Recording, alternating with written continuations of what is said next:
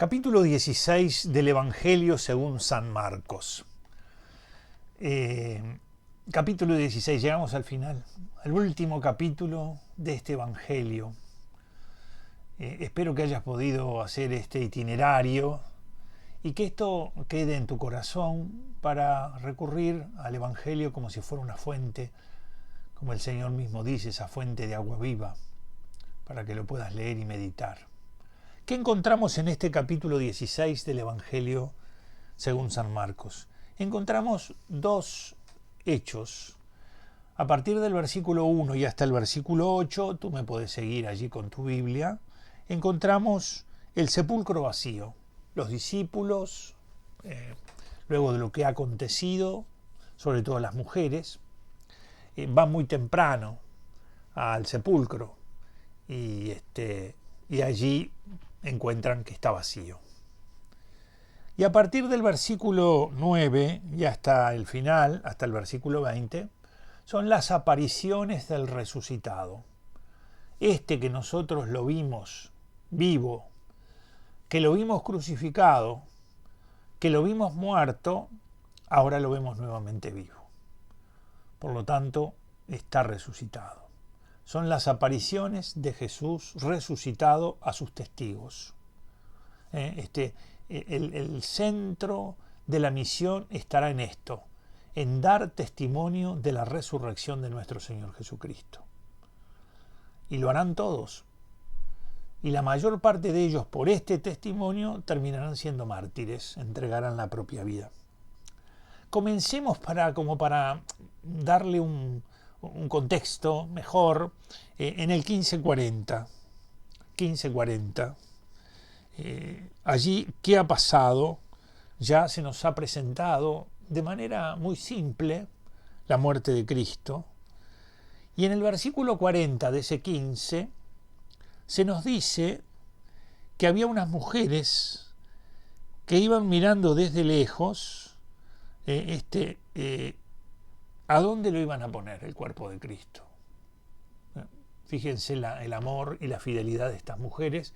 Incluso se nos dice allí, en el versículo 41 de ese 15, que estas mujeres le seguían y le servían desde cuando estaba en Galilea. Acuérdense que todo comenzó en Galilea. Y va a concluir en Galilea, porque esa será lo que el resucitado va a decir, vayan a Galilea.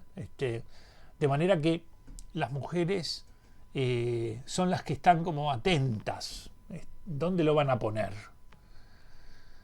Y se nos dicen los nombres de ellas. Se dice María Magdalena, incluso aquí se va a poner un pequeño ejemplo más. María, la madre de Santiago el Menor, Joset y Salomé.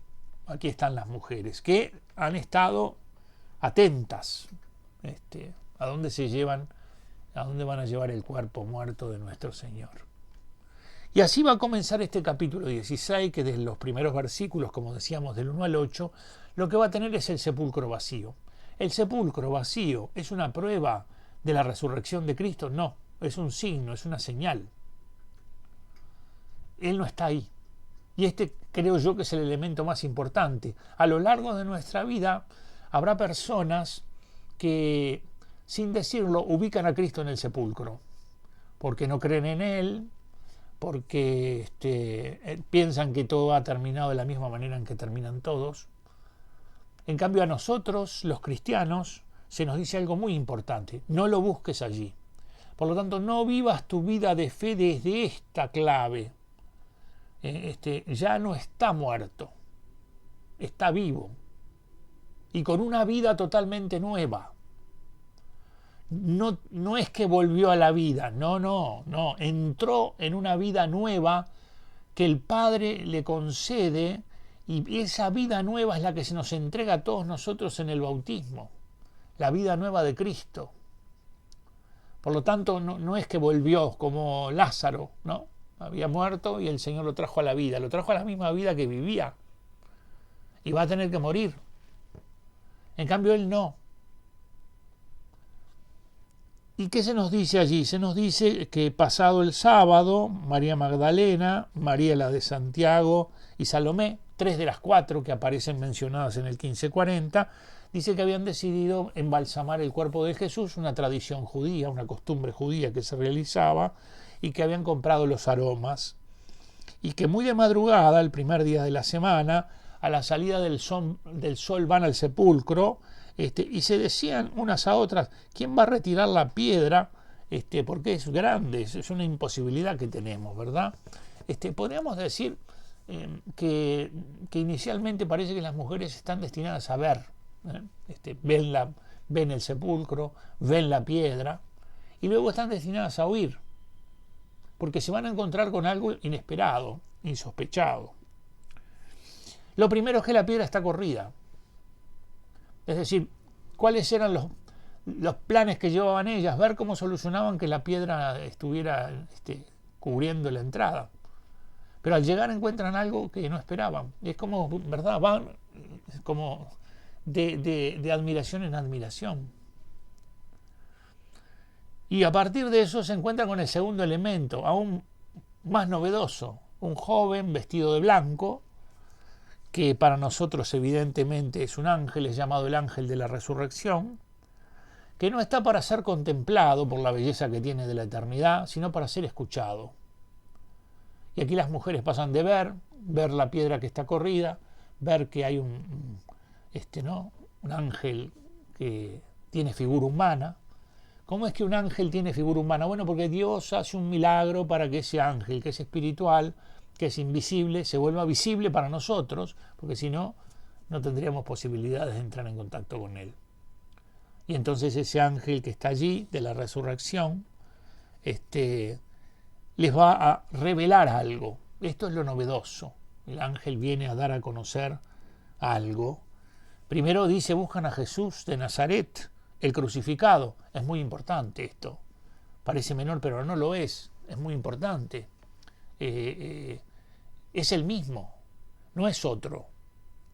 No, el que murió en la cruz, ese que al resucitar va a tener las marcas, ese es el que ha resucitado. Por lo tanto, ha pasado por la muerte. Buscan a Jesús, el crucificado, es decir, ese que ustedes mismos vieron morir en la cruz, y les dice esa buena noticia. Ha resucitado, no está aquí, ha resucitado. Y esta es la novedad del cristianismo. No existe ninguna otra religión que pretenda que su líder, sea Mahoma, sea Buda, sea quien sea, está resucitado. Ninguna. Nunca nadie pretendió eso. Solo Cristo. ¿Y cómo se da este acontecimiento? Por unos testigos oculares que lo ven predicar, que lo ven obrar milagros, que lo ven enfrentar la dureza de las autoridades religiosas, que lo ven en un juicio, que lo ven muerto, y que luego de verlo muerto crucificado lo ven nuevamente vivo, resucitado, es decir, los testigos oculares. De manera que el ángel de la resurrección les dice, avísenle a Pedro y a los discípulos que vayan a Galilea. O sea que hay una misión. Vayan, cuéntenles y vayan a Galilea. Allí va, diríamos, él a hacerse presente, y allí él les va a dar a conocer la misión que tienen, porque en el fondo todo va a concluir con esa realidad. Y entonces, claro, dice a partir del versículo 9, Jesús resucitó en la madrugada. La resurrección es un acontecimiento que está más allá de la historia y del tiempo, más allá. Se realiza en el tiempo, pero lo excede totalmente. Es un ámbito de la acción de Dios, de la poderosa acción de Dios. La resurrección supone pasar por la muerte con una vida que es más fuerte que la muerte, que el Señor que pasa por la muerte la recibe allí porque el Padre se la entrega. Y esa vida que es más fuerte que la muerte es la que Él tiene y comunica. Y por eso es el único que podría prometernos a nosotros que vamos a resucitar. Porque ahora existe una vida más fuerte que la muerte, que no existía antes de la Pascua de Cristo. Y que Él viene a entregar, viene a dar a los suyos. Dice, el primer día de la semana, y se apareció primero, dice, a María Magdalena, de la que había echado 7 demonios, aquí se nos dice este hecho. Ella fue a comunicar la noticia de que lo había visto resucitado. Ellos estaban tristes y llorosos al oír que vivía y que había sido visto por ella, no creyeron. Quiere decir que aquí van a ver en el Evangelio según San Marcos, van a ver una serie de testigos. Primero María Magdalena, que evidentemente tiene mucho que ver con ese gran amor que tenía por él, con esa entrega que tenía por él, y con la gracia que el Señor le va a dar de ser la que contemple la resurrección. A partir de allí se dice que también se le va a aparecer a 2 que iban a una aldea. ¿Son los 2 que iban hacia Emaús? No lo son.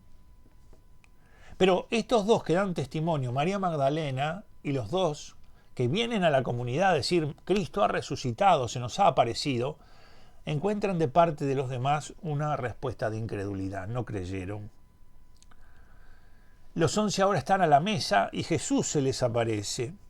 Y al aparecérseles, les manifiesta cuáles son esos pecados que han cometido al recibir estos anuncios. Les dice la incredulidad y la dureza de corazón. 2 pecados que pueden estar en nosotros los discípulos, muchas veces. Y finalmente les da el mandato misionero. Vayan por el mundo y proclamen la buena noticia. Este es el mandato misionero. Nuestra vida de creyentes tiene este horizonte, ir por el mundo y proclamar la buena noticia. Tal vez el mundo mío es el mundo de mi familia, el mundo cercano, el mundo, ¿verdad?, en mi trabajo, con mis compañeros de estudio. Es decir, el mundo es esa realidad. A veces ese mundo para mí se amplía porque Dios tiene para mí una misión distinta que para los demás. Y a veces ese mundo para mí se hace irme para otro país. Pero todos tenemos que cumplir esta misión. Todos estamos involucrados en ella. ¿Por qué? Porque nuestra vida de fe está ordenada a esto, a ir por el mundo a anunciar la buena noticia. Y entonces dice, el que crea y se bautice, y aquí se ve la centralidad del bautismo. Aquí se ve la centralidad de la fe y del bautismo. Son las 2 cosas que inicialmente se hacen presentes y que son tan importantes. Y dice, el que crea y se bautice se salvará. De manera que los cristianos están ordenados a realizar esta tarea, pero a ellos les van a acompañar una serie de signos que Cristo les promete, que Cristo nos promete. Por ejemplo, expulsar demonios. Dice que los suyos tendrán el poder de expulsar demonios. Hoy, que vivimos en una sociedad que no cree en la existencia del demonio, incluso aún dentro de la iglesia, algunos no creen en la existencia del demonio, o algunos al hablar del demonio piensan que es el mal en abstracto, una cosa así. A veces parece un tanto distante esta potestad de Cristo, pero lo real es que en la iglesia reside esta potestad, y algunos creyentes en el mundo, eso lo hizo el Padre Pío, eso lo hizo el Padre Amorto, es decir, gente que ha tenido batallas con el demonio, realizan esta acción, es decir, realizan esta acción en el nombre de Cristo. Dice, hablarán lenguas nuevas, tomarán serpientes con las manos, beberán veneno, es decir, tendrán una protección inexplicable. ¿Por qué si te hiciste esto no te pasó esto? Bueno, porque Dios le da que las leyes naturales allí no se cumplan. Y Él, que es el creador de las leyes naturales, puede por un momento hacer que éstas no se cumplan. Impondrán las manos a los enfermos y estos se sanarán. Otro gesto que viene el nombre de Cristo. Pero yo voy a la parroquia, me imponen las manos y no me sano. Bueno, hay ahí tal vez un misterio, no sé, que tal vez tu enfermedad para ti tenga una misión mucho más grande que la salud física. Ahí puede ser. O que a veces tu fe sea una fe bastante frágil. O que el Señor te esté llamando a otra realidad que no estás reconociendo. O que la persona que te impone las manos tenga poca fe también en esa acción. Pero hay que creer que está en la iglesia, el poder también de sanar a los enfermos por la imposición de manos. Y entonces, ¿cómo concluye el Evangelio según San Marcos? Con la ascensión al cielo. Con esto el Señor Jesús, después de hablarles, fue elevado al cielo y se sentó a la derecha de Dios. Es decir, recibió de su Padre eso que había prometido, sentarse a la derecha del Padre. Y esta es la meta, hacia dónde vamos todos nosotros, hacia la casa del Padre, a contemplar el misterio de la belleza de Cristo sentado a la derecha del Padre. Pero ¿y si hay una guerra atómica? No va a alterar la meta. Pero habrá mucho sufrimiento, sí. Habrá mucha injusticia, sí. Habrá mucha hambre, sí. Pero la meta no se verá alterada. Porque en el amén de Cristo en la cruz se ha sellado para la humanidad su destino. Tenemos que contemplar con alegría y con gozo esto. ¿Y cómo concluye el Evangelio según San Marcos? Ellos salieron a predicar por todas partes, colaborando el Señor con ellos y confirmando la palabra con los signos que le acompañaban.